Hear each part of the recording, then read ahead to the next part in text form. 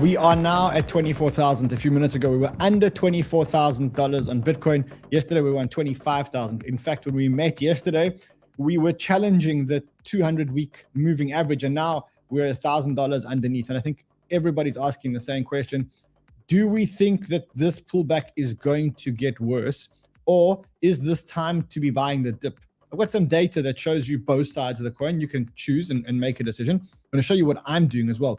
Also, is Matic in trouble? I mean, we have seen a lot of FUD on Twitter around Matic laying off about 100 staff members and burning through about $200 million in a year. The question is Matic in trouble? Is the biggest ETH layer 2, or one of the biggest ETH layer 2s, in trouble? We're going to be talking about that. Then I'm going to tell you why the market is nervous. And I've got some good juice for you about why the market is nervous, and I've got a whole lot of other alpha for you. So today's a really big show. Every day is a big show, but today is a really big show. So let's do this.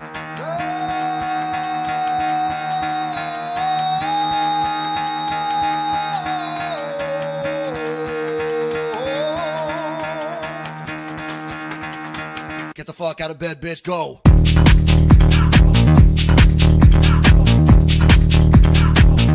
Get up, and then they got go.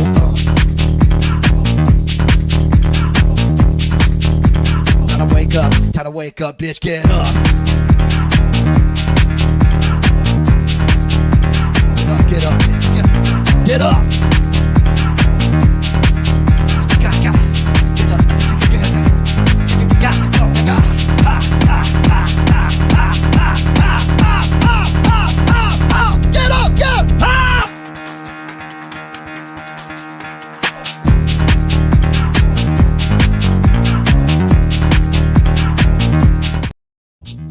All right, if you're here, say present. Isaac Mal, if you're here, say present.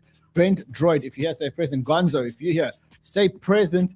Jens, say present. Seth, say present if you're here. James, if you're here, say present. Fred, if you're here, say present. Ray, if you're here, Ray, present. Ray, if you're here, say present. Ray doesn't want to be present. Ray doesn't. We're here, we're present. present. Okay, good. Everyone's present. Listen, it's going to be a big show today. We've got to talk about this market dip that's happening right in front of our eyes right now. Bitcoin now under $24,000. That's not good unless you want to buy, because if you want to buy, that's really good. But it might actually even get better. So we've got to understand why the market is coming down today, and then decide whether we've got balls to buy the dip, or whether this is the end of the 2023 bull market, and now we're going straight back into the bear market. So, I mean, there are people that are saying that's the end of the 2023 bull market. We'll see you again in 2024. There are people that are, I know you're laughing, but there are people that are saying that. Those are the same people that thought that Bitcoin would just go from here to, from beginning of January, from 16,331. There were some people that thought Bitcoin's going to go all the way up to 30,000 without stopping. Now, what we're seeing is that we're up 46.44% in less than 2 months. I think that's a pretty good start, and I think that pullbacks are healthy. I think that when you get a pullback, as a trader, as an investor, what you need to do, you need to try and understand why there is a pullback. You need to test that thesis against your theory, and then based on that, decide whether this is a buy the dip opportunity or whether this is not a buy the dip opportunity. So that's what we're going to be talking about today. And then we're going to decide whether we're going to buy the dip or not buy the dip. Then I want to talk to you about Matic. We have to talk about Matic. I saw this yesterday. You see, Matic firing 20% of their staff. The top 2 NFTs traded on OpenSea are scammed. Whoa, there's a lot going on in this tweet. So you know what I do when there's FUD? I don't speculate. I just call my friends. And so this time I called Sandeep from Matic. Sandeep from Matic is going to be joining us on the show, and we're going to grill him. We're going to ask him all the very, very, very tough questions, because even though we're friends, doesn't mean that I don't ask them tough questions. You must always ask your friend tough questions. And then I want to give a big shout out to one of our biggest critics, who's actually, I actually want to talk about this before we start the show. Do you mind if I just, for 1 minute, just talk about one of our critics? I want to just quickly say this. So I have been reached out to by many critics, and a lot of them are quite surprised how open I am to criticism from the critics. And I really am open because I'm human after all. And, you know, I see some of my weaknesses. One of my weaknesses is that I'm overly optimistic sometimes, which is great in a bull market. In a bear market, not so good. But there are a lot of people that are big enough to be honest with me and to highlight some of my weaknesses. And one of those critics is a guy called 𝗪𝗏𝗿𝗍𝗫. Now, he's quite salty. He's been quite salty against the community. We jumped on a call. He expressed his views. I expressed my views. And we actually realized that your best friends in this industry are actually your critics because they challenge your perceptions. You know, we get caught up in our own perceptions, and we get caught up in this juice that we drink, in the potion that we drink. And if we are not open to criticism, then what happens is we can get faced with another Luna where we lose a lot of money because we weren't open to criticism. So I'm really, really, really happy when there are critics who respectfully talk to us and show us our weaknesses, and we learn from our critics. So if you want to take us on, we challenge you to take us on. Come onto our Twitter Spaces, come on our show. I've given the same invite to 𝗪𝗏𝗿𝗍𝗫, and I said, you know, he says influencers are nice because they make money out of you. When you show the truth behind them, the real person shows his face. This is the only influencer in crypto Twitter that offered me to come and debate him on his opinions live is Cryptoman Ran. And that's an open invitation to anyone because I am human. I want to be challenged. I believe that your critics help you grow. They show you your weak spots, and that, you know, you've got to listen to your critics much more deeply than you listen to your friends. Anyway, speaking of friends and critics, let's now get on to the meat and potatoes of this show. You need to like this content. You need to like this content because I can see GMS, I can see that you haven't liked this content. Resist the Lizards, you haven't liked the content. Sunrise is the only one that's liked it. Glenn liked it. Melvin liked it. Come on, guys, like this content. Help me get distribution. Help me get distribution. Real Raid Boss says Ran is not human. Ran is AI. I wish. People saw me having a nap yesterday on the sofa here. I was feeling a bit sick. But I carried on, and I bring you crypto love, and I bring you crypto wisdom. Anyway, let's go. Let's talk about where the hell we are. So this is actually where the hell we are. We are 23,977. What happened yesterday was that the market, the broader market, the financial market, the S&P started to pull back quite a bit. In fact, I think I read somewhere, here it is. We had a 2% drawdown on the S&P. We had a 2.45% drawdown on the NASDAQ and 2% on the Dow. So yesterday was actually the worst day of 2023 for the financial markets. The worst day for the American, for the American financial markets. And if you want to see it graphically, that's pretty much what it looks like. So we've only had 6 -1% days and 1 -2% days in 2023. And that was yesterday. Now, a lot of people are panicking. I went to the charts and I drew an S&P chart. The S&P now is at a critical level. It's at 4,000. I drew a trend line, very simple trend.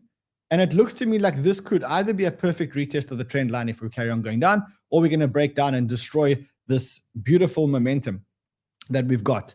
And I want to show you why the S&P is currently being so nervous. But even though the S&P came down quite a bit, if you watched Bitcoin trading against the S&P yesterday, what you would have realized is that for the first time in a long time, the S&P was getting murdered and Bitcoin was holding up pretty well. So S&P getting killed, American markets getting killed, Bitcoin holding up very, very, very well. And what we're seeing is that the correlation between Bitcoin and the S&P or the American markets is actually flipped negative. So when two assets are positively correlated, that means they move together. But now Bitcoin has actually broken its correlation with the S&P. In fact, if you look at this, we actually have a negative 0.25% correlation, which is very different from where we've been in the past. If you look in the past, Bitcoin has been very much correlated with US equities. Obviously, when FTX happened, that was like our black swan event. But this time, the correlation between Bitcoin and the S&P has actually been broken, which is pretty interesting. Because remember, I said to you yesterday and the day before, and actually we've been speaking to you guys since the 7th of January about where this Bitcoin pump is coming from. And we said, look, even though the US is cutting their balance sheet, taking money out of the economy, increasing interest rates, Asia, Japan, China are doing exactly the opposite. And so what you're seeing now is you're actually seeing that play out in real time, because you see that the correlation between Bitcoin and the S&P has gone negative. Okay, it has. But if you look at the correlation between Bitcoin and the Chinese stock market, the Shanghai Composite, what you can see is that the correlation between Bitcoin and the Shanghai Composite is now becoming quite uncanny. You can see here it is over here. So there's the Shanghai Composite. You can see that since November, the Shanghai Composite is very much in an uptrend, bringing a higher low here, a higher low here, and now a higher low here. And it's actually on the way up, bringing in a higher high here and a higher high here. And I guess very, very soon, we're going to see another higher high. So we're seeing that Bitcoin is now correlating itself with the Chinese or the Asian markets. And those Asian markets, well, they are positive now. So you can see it's not only the Shanghai index that Bitcoin is correlated, highly correlated with, also the Hang Seng index. You can see that Bitcoin now has a 1.2 correlation with the Hang Seng index, which, by the way, I think is also in a raging bull market. So let's just quickly look at the Hang Seng index. Here we go. Here's the Hang Seng. Bull market. I mean, you can say huge bull market, maybe coming down slightly since January, but generally in quite a big bull market. And you can see, again, what we spoke about yesterday, where I said to you, while the Fed is taking money out of the economy and reducing its balance sheet, you can see that over here, and the ECB is taking money out of the economy and reducing their balance sheet. The Bank of Japan is doing the exact opposite, and the People's Bank of China, which is the central bank of China, is also doing the exact opposite. They are putting more money into the economy. They're in a position of stimulus. You can see that the Bank of Japan has announced an emergency bond buying operation today, which means that they're going to be putting even more money in the economy. In Hong Kong, they're handing out consumption vouchers, more food vouchers. So putting more money into the economy. And so you can see that what you can see is that Bitcoin is losing its correlation with the S&P, and it's gaining or increasing its correlation with the Eastern markets, which are also in a bull market. The reason why this can happen is because Bitcoin is one of the only global liquid tradables in the world. It's one of the only liquid tradable markets in the world. And so in periods, one of the strengths of crypto and Bitcoin is in periods where one market goes down and another market goes up, we can actually enjoy that being holders of Bitcoin. Someone says Bank of Japan is the only buyer of their own bonds. Yes, they are the only buyer of their own bonds, but they've got a huge amount of money to protect their currency and buy their bonds. Let's quickly look at the bubbles. Obviously a bad day today on the markets. Not much happening. But if you zoom out and you say, okay, well, what happened in the last week? I mean, that's still quite good. We're going to talk about Anchor today because of the deal that they've done with Microsoft and with Tencent. So we're going to talk about Anchor today. Also, we're going to give away a Rolex today. So if we get 2,000 likes, we're going to give away one of the Rolexes. We have to give them away. It's nearly the end of Feb. Nearly the end of Feb. All right, let's talk about... yeah, I see in the comments that there are a lot of people that are a little bit salty about the fact that Bitcoin is dumping. And I mean, I don't know what you guys were expecting. Were you guys expecting us just to break through the $25,000 level, to come all the way from 16,000 in January to go up, I don't know, over 50% in 2 months? Did you expect for it to be a one-way only? Definitely not. I saw this tweet from Immortal, and what Immortal says, he says, let's get straight to the point. Now he looks at the 2019 cycle, and he looks at the current cycle that we're with, and he says, look, if you looked at the 2019 cycle, which we think that this cycle is going very, very, very close to the 2019 cycle, we had 193 days from the bottom to the mid-cycle rally top. Now today, if you look at where we're at, we're about halfway through that. So we're starting to play the same pattern, and we're about halfway through the 193-day cycle, which, as you can see, we're playing out exactly the same. He says, let's get this straight to the point. In 2019, the rally lasted 193 days from the bottom, the rally top. Currently, only 92 days have passed. So if it's similar to the 2019 rally, it would be halfway in terms of the duration. And you can see what happened. Or there's still this aggressive part to go. So right now, that fractal is playing out pretty perfectly. He said 2019 and 2023 have a very different accumulation phase. So let's measure the duration of the rally from the time it breaks out of the accumulation zone to the top. And it shows in 2019, that's 85 days. In 2023, that is 39 days so far. So he says, look, in 29 days, in 2019, we had a bigger capitulation and a longer accumulation. In 2023, we had a smaller capitulation and a shorter accumulation. Long story short, he says he forecasts that Bitcoin, if it carries on following the 2019 fractal, can expect a price target of $46,000. It's not going to be a straight one road up. So if you were expecting it to be a straight one road up, very sorry. That's not what's going to happen. Because right now, we have two things that are worrying markets. So if you look at the US markets and you look at why we got this result yesterday, this -2, -2.45, -2.05. If you're wondering why we got this result, and in fact, let's quickly check what are the markets doing today. So Dow Jones absolutely flat. Yeah, they're very, very flat. Let's look at the NASDAQ. US Tech 500 flat. S&P 500 flat. Can someone check for a pulse? Can someone please just go and see if anything is going on in the US markets? So we're looking for direction. Yesterday, though, the markets were worried about two things. Really, there's two things which are really, really, really stressing or stressed the US markets yesterday. The first thing that the markets are worried about is Joe Biden. And the second thing that the markets are worried about, no, I'm kidding, it's not Joe Biden. The first thing the markets are worried about, they're worried about Russia. So why? Because yesterday, Putin made a speech. And in the speech, Putin was quite hawkish. He came out and he said things like he vows to continue the military operation against Ukraine. He came out and said, we have attempted at every opportunity for peace. The US has hundreds of military bases. He basically said, we are going to carry on fighting this Ukraine war.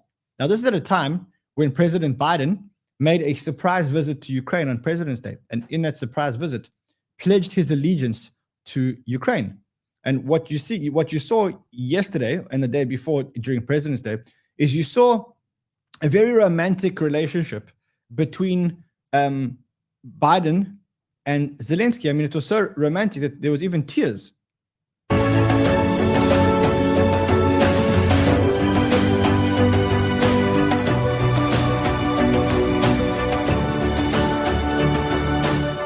So, Putin was watching this and, he was saying, wow, this is not cool that, Joe Biden has now done something. He's gone all the way to Ukraine in a surprise visit to pledge his support to Ukraine.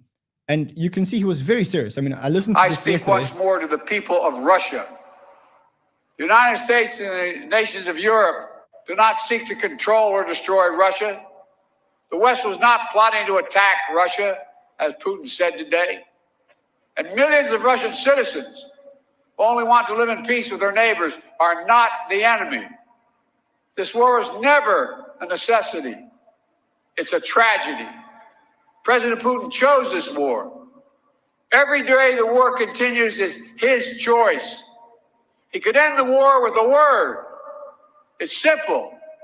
If Russia stopped invading Ukraine, it would end the war. If Ukraine stopped defending itself against Russia, it would be the end of Ukraine.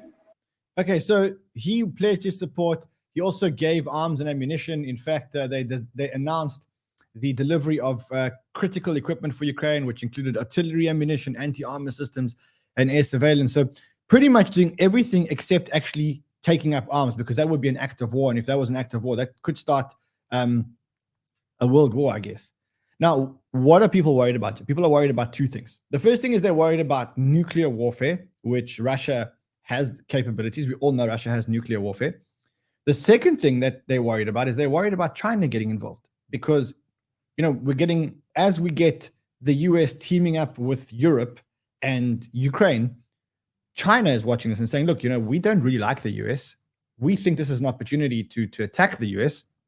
And so now there are a lot of concerns that China might provide lethal assistance to Russia. And President Xi is planning a trip to Moscow. Now, at the same time, you had Russians meeting Chinese diplomats in Moscow, and the Chinese diplomats said things like, our relationships will not succumb to the pressure from third countries. we are ready to deepen our strategic cooperation with Russia. So that's the one thing that the markets are worried about. And I mean, you know, they say he who has the last laugh laughs the loudest. You know that saying, right? So in this case, the person who had the last laugh was actually this dude over here. But from the day I took over, but from the night I won, and I called two people. You know the two people are Putin, right? You know who Putin is, and Zelensky. And I'd say, we're gonna meet. We're gonna meet. And I guarantee I could work that out. I guarantee. I know exactly what I'd say, by the way. I know exactly. I tell one guy this, and I tell one guy that, and I say, you better make a deal. We would have a deal made in 24 hours. President. So, I mean, he had the last laugh. At least in this case, he was the one who jumped out, and the big orange man, he came and he turned around and he said that. All right, so that's the one thing that markets are worried about. The second thing that markets are worried about is the following, right? All of a sudden, traders and the market are starting to really worry about inflation and interest rates, okay? We had higher than expected job numbers. We had a higher than expected CPI print, even though inflation is still coming down. And now the market is really starting to worry about interest rates going up again. So much so that we are getting okay, this internet very slow because we don't have electricity. So I'm driving here without electricity. But I think we have about a 24% likelihood of a 50 basis point rate hike. Okay, that's not working, but it was about a 24% probability of a 50 basis point rate hike. Let's try and zoom out and just see. There we go. Okay, now it's a 21%. So the market is starting to worry about this 50 basis point rate hike. In fact, all the big institutions are now betting on a 50 basis point rate hike in March, which is contrary to what may happen. And that's echoed by Fed spokespeople. Like, this is Bullard. And remember, Bullard is never, ever bullish. James Bullard is never, ever bullish. He says that interest rates will probably go to between 5 and 3/8. So let's just listen. The news has just been that the U.S. economy is stronger than what we previously thought. And you certainly see that in the blowout jobs report. Unemployment ticking down, not up, at a 50-year low. Job openings 2 to 1 compared to workers searching for work. Other indexes, the labor market, very, very strong. Claims still very low. So I just think you have a very strong labor market combined with more momentum coming out of the second half of 2022 than we previously thought.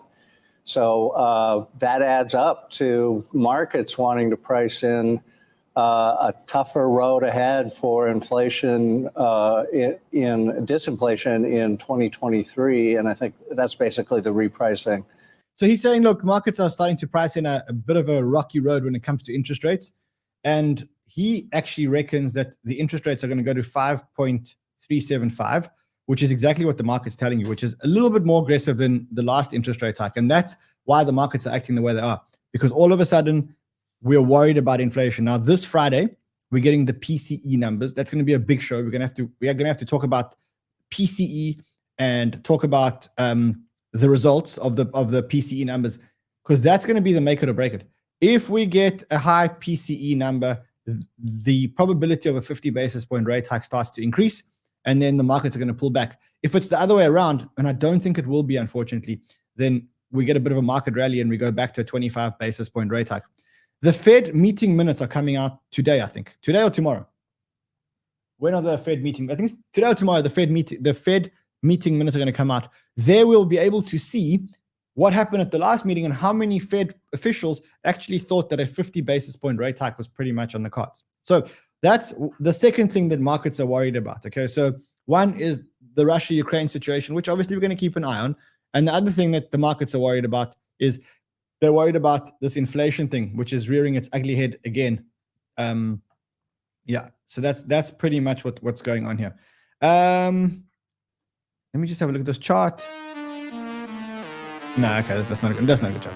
All right, let's go. So we did tell you in the beginning of the show that we heard a lot about a lot of people were fudding Matic.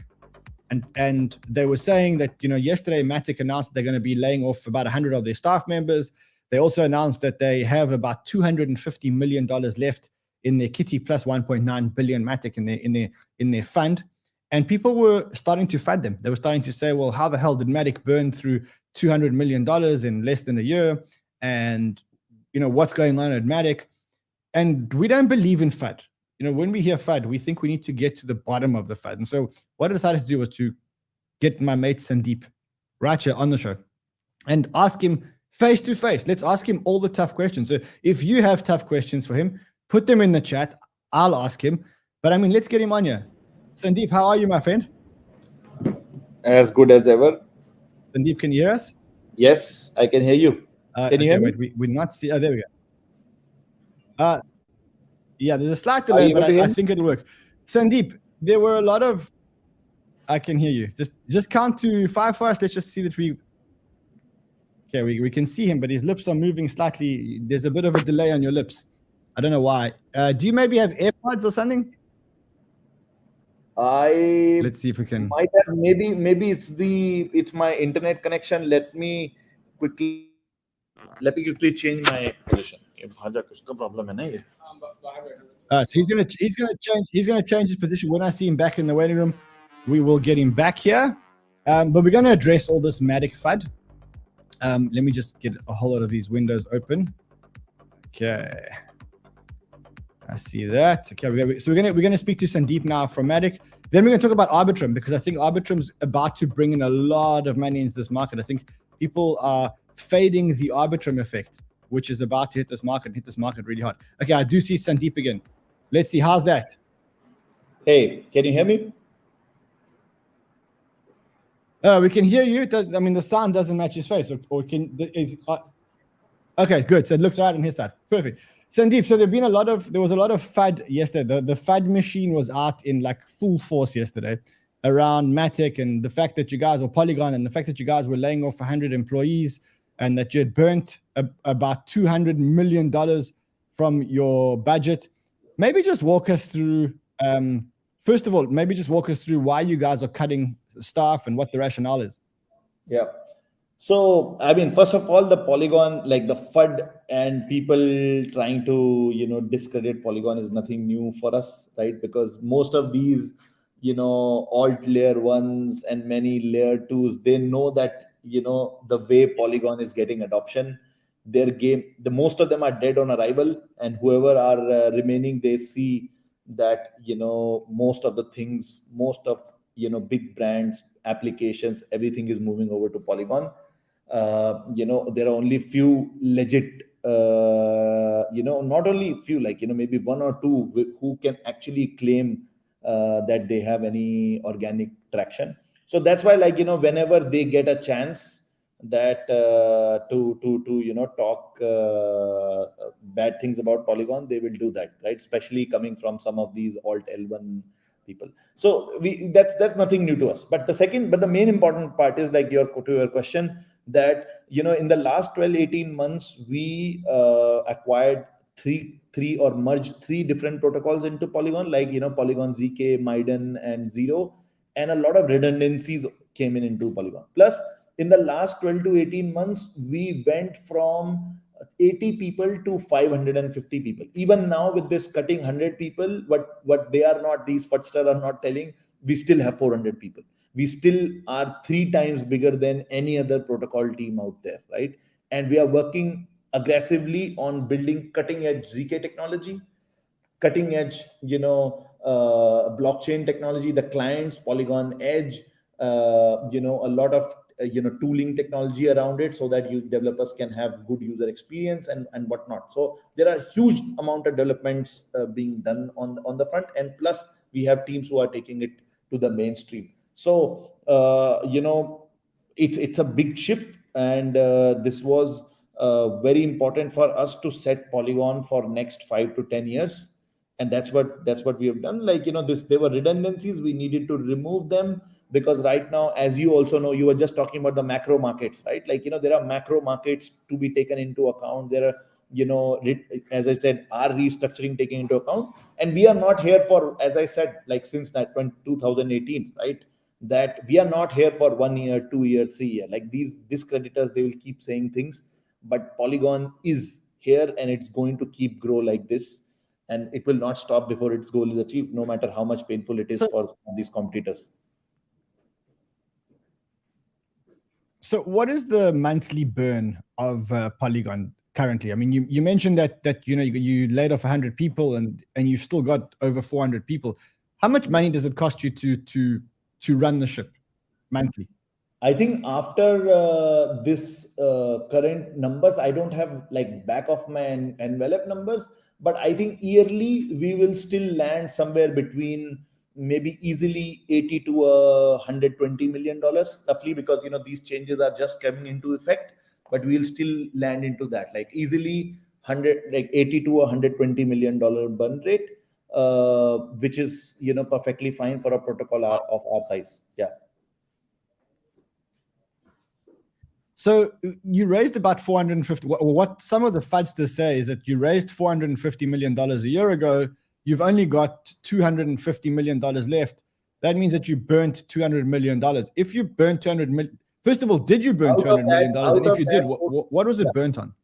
Yeah. So out of that $200 million, what they are again not telling you is that we have $100 million Polygon Ventures fund, right? So the only 100 million, the other 100 million got burnt, right? So that's again, like these are all half truths, half lies. These FUDsters and short sellers will tell you so that they can, play the markets in that. So this we have clearly mentioned. Like if you see my tweet, I have clearly mentioned in my tweet itself.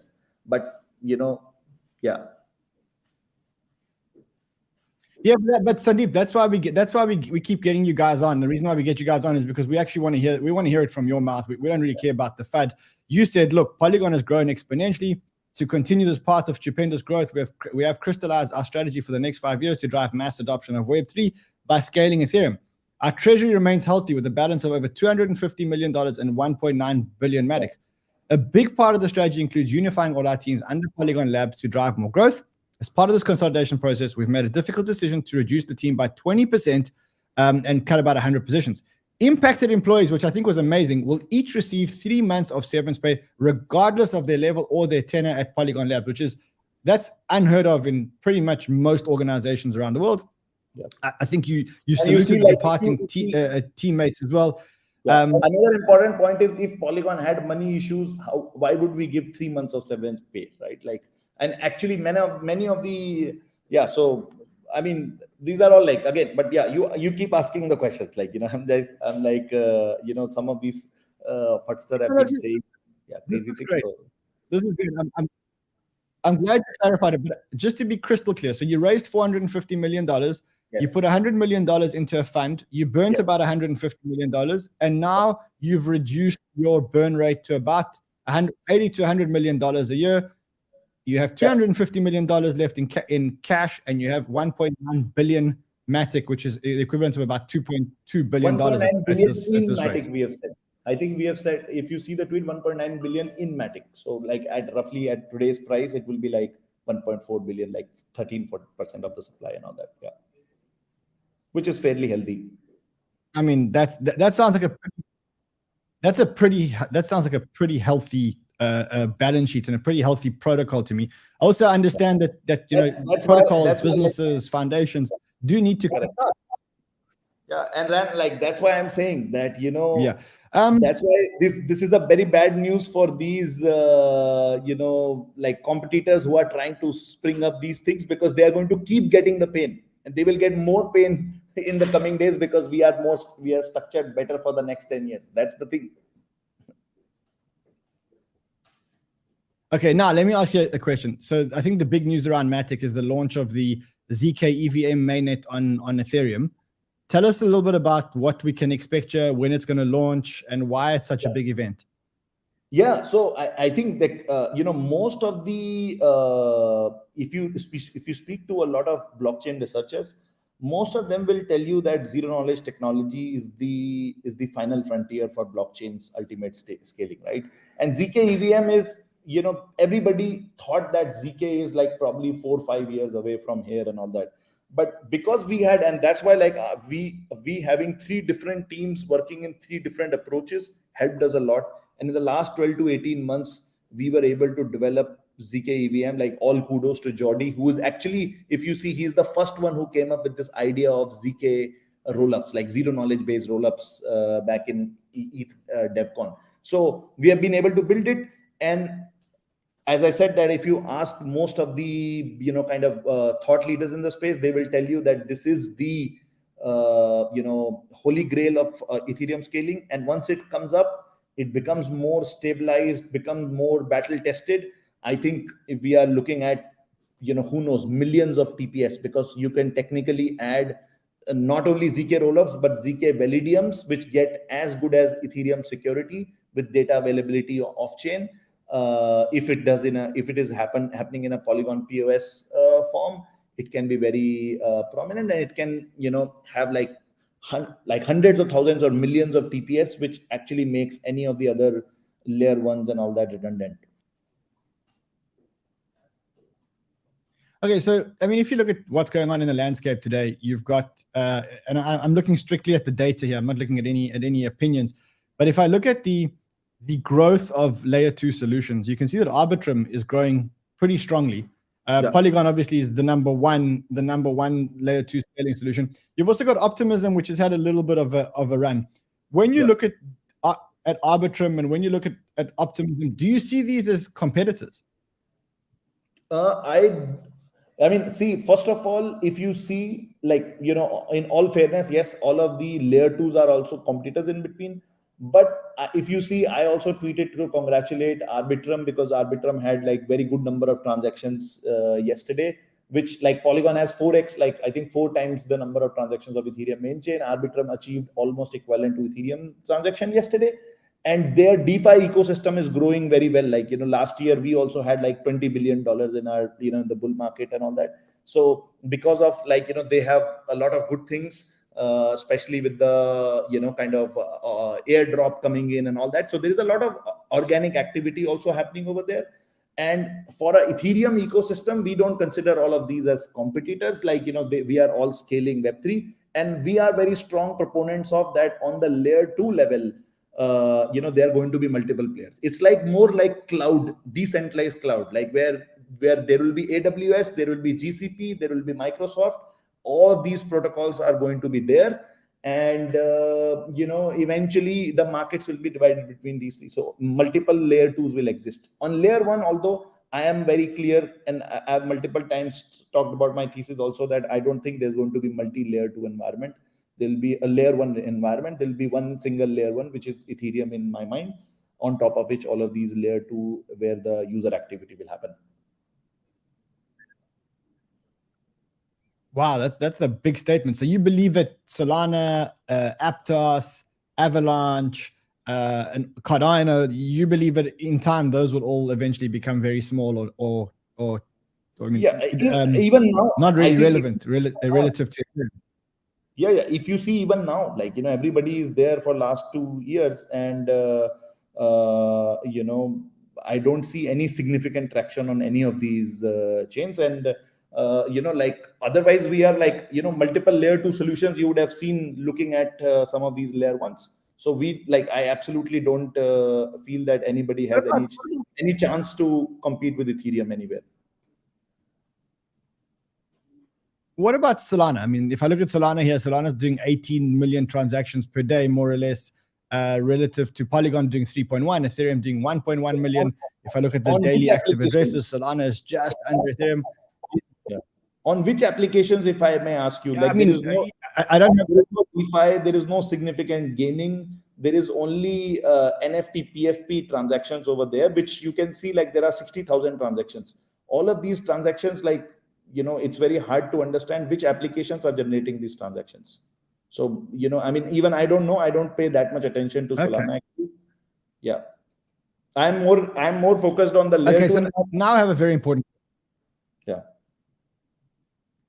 So I have a very important question for you when it comes to layer 2s. So if I gave you $10,000 to invest in a layer 2, but you're not allowed to invest that $10,000 into Polygon Matic. You're not allowed to invest it into Polygon Matic, but you have to invest the $10,000 today, and you're investing it to get maximum return, and you can only invest it into one protocol. In fact, no, let's make it more exciting.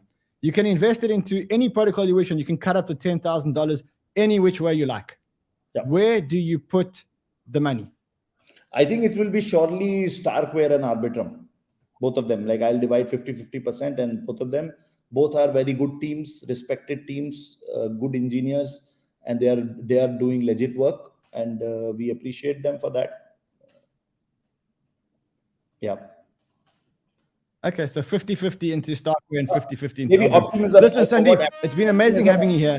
You know, yeah. Optimism also, I forgot. Like, yeah, optimism also definitely. Like maybe 1/3 between all three of them.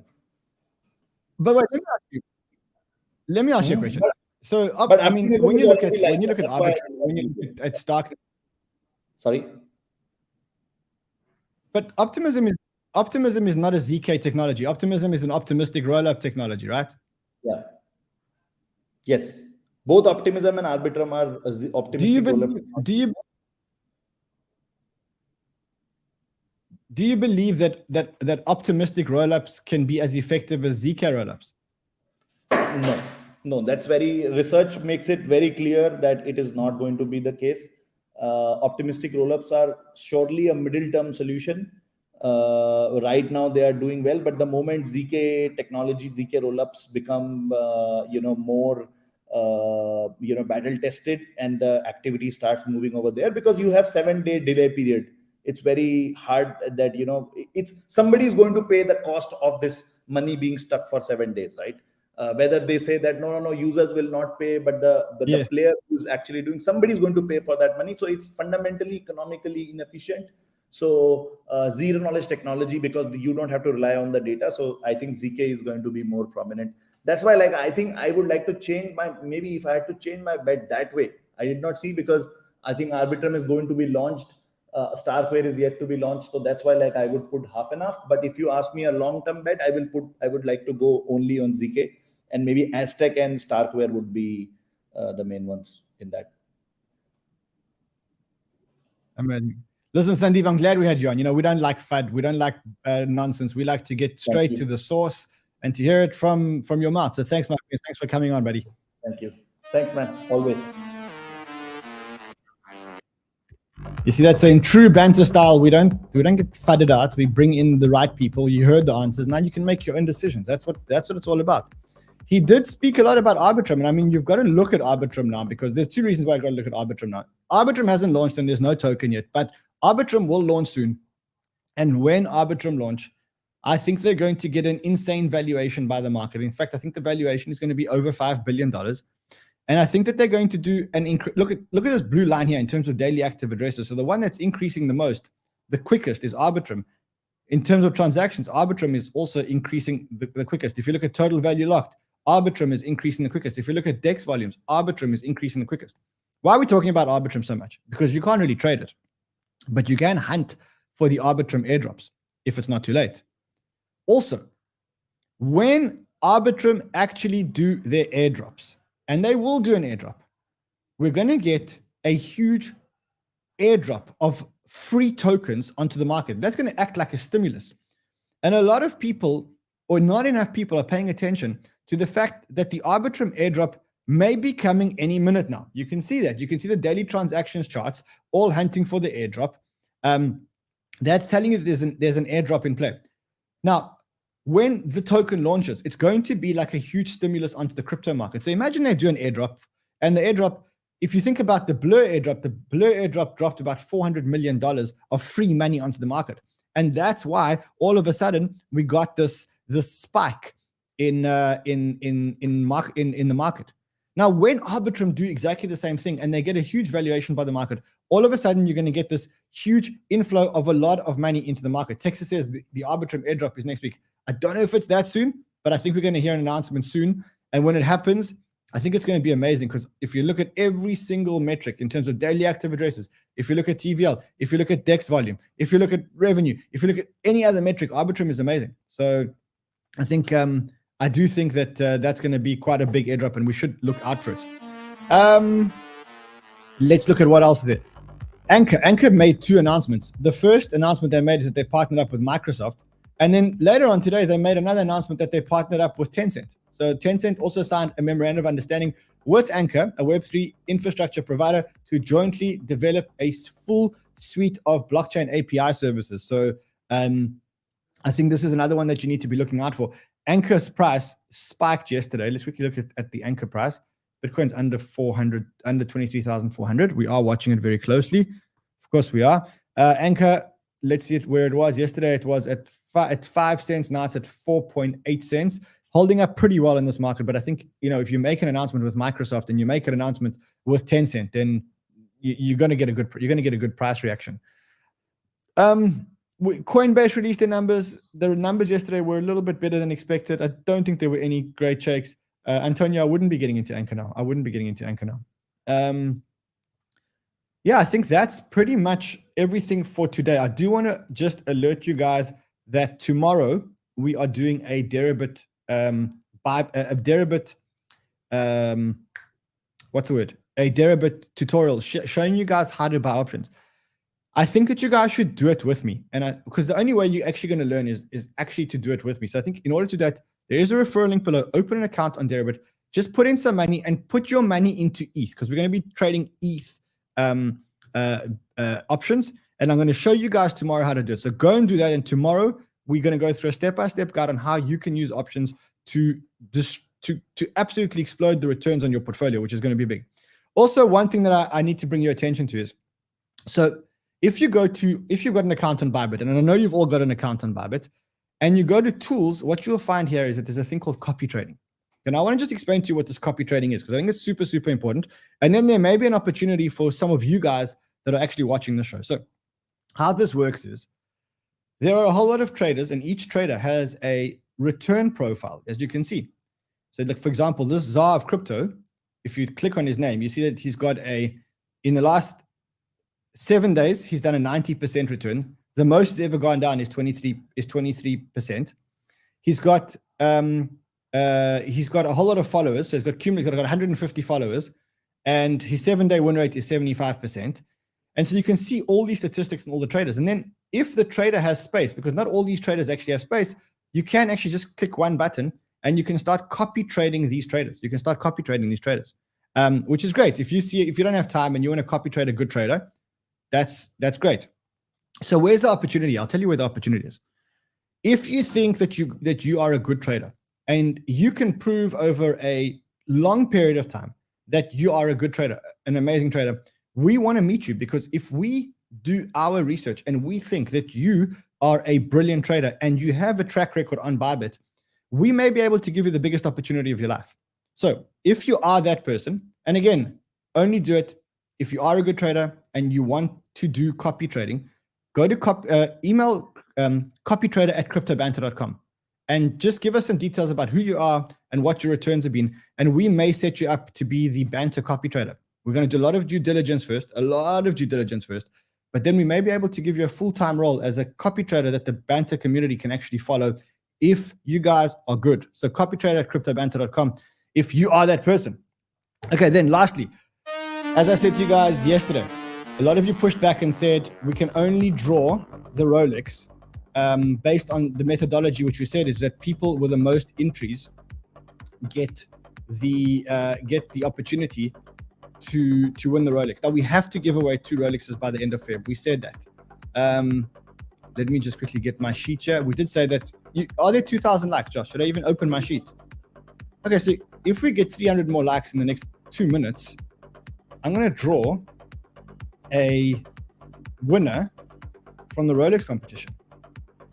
Yeah, I'm going to do it. I'm going to draw a winner. I've got to give away the 2 Rolexes. I've got a Bybit Rolex, and I've got a BitGet Rolex, 2 Submariners. I have to give them away, guys. I have to give them away before the end of Feb because I committed to doing it. So, do we have 2,000 likes, Josh? 1.8. All right, I'm going to assume that you guys are going to give me 2,000 likes. I'm going to go to Google. I'm going to put in random number generator. Okay, so there's Google random number generator. There's 7,400 of you on my list today. 7,400 on my list. I'm going to generate a random number, which is 4567. And if you are account number 4567 is account number 313-707-28. If your account number 313-707-28, you need to let me know within the next 5 hours. You need to let me know that you are that account number and you are the winner of the Rolex. So we're going to send you the Rolex wherever you are in the world. If your account number 313-707-28, you've got 5 hours. Your time starts now. Tomorrow we're going to be drawing the BitGet Rolex as well, which is the black Rolex. The Bybit Rolex is this blue Rolex. Listen, I really need to pee. So I'll see you guys again tomorrow. Until then, trade well, my friends. I need to go.